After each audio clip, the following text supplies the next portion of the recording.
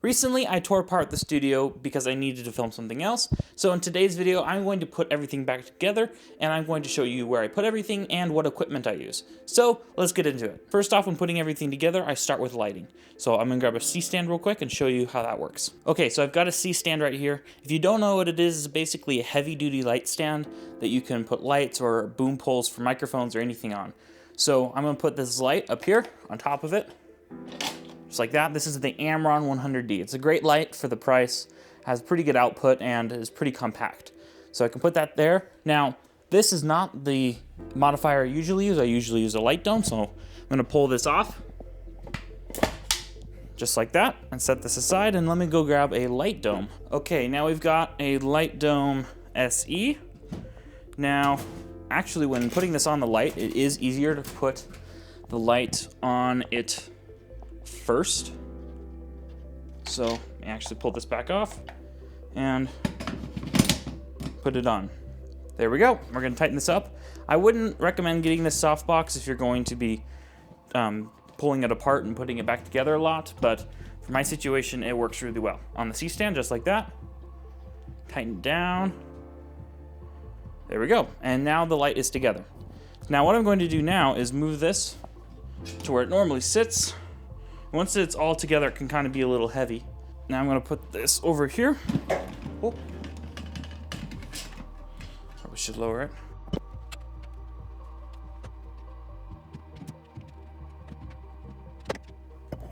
Okay, now you can see the light is where it normally is.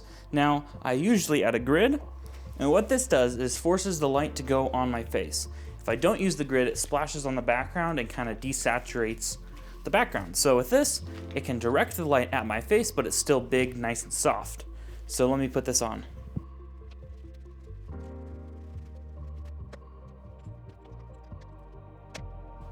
Okay, so now that I've got my grid on and it's in the right place, one thing I do want to say about this light is that it is powered off of an XLR cable, so you can use XLR or DMX cables for the light. So if you need to extend your cable, you can just use a normal cable that way. I do not need to, so I'll just use it like normal. Run it up. So I can just plug it in to the back of the light, turn it on, and brighten it up. Okay, there. And as you can see right here, it's lighting up that area, but not lighting up the back too much. So that's where we want to have the light. Now the next thing we're going to add is a hair light or rim light. So that's going to be an LED panel right here with some barn doors on it to direct the light at the back of my head to give my head some more definition from the backdrop. So I'm going to do that real quick. Okay, so now I've got my light right here. This is a GVM 800D. I've got 3 of these. These are nice because they're full RGB, so I can control the color of them or the color temperature of the lights, and they're pretty good quality. Now, real quick, the reason I like to use C-stands over light stands, this is a normal light stand, you see how flimsy it is? Not super strong, but it works. I like C-stands, let me grab one real quick. Here we have a C-stand, and this is so much stronger. Now the minimum height is a lot taller, this is about as short as it goes. This is about as tall as it can go.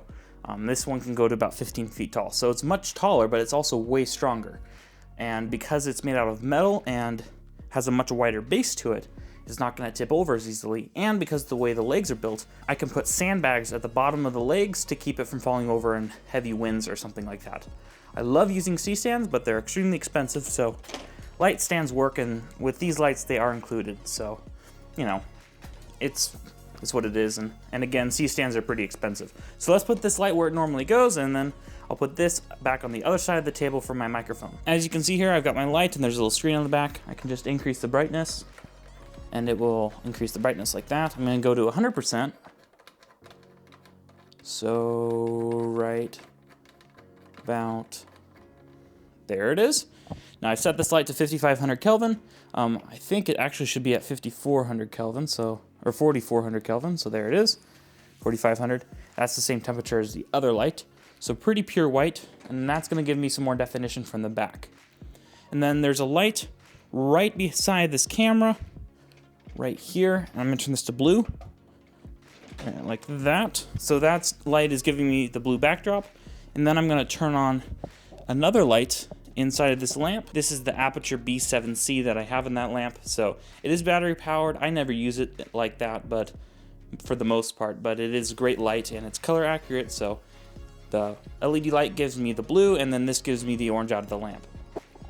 Okay, so now that lighting's done, let me move this setup to the front and I'll talk about audio. Okay, now for audio goes, I usually use this Rode NTG4 Plus. It's the only microphone that I have, so that explains why I'm using it like this. But I'm gonna put this on a boom pole on a C-stand. So this is the C-stand right here, and here's my Rode boom pole.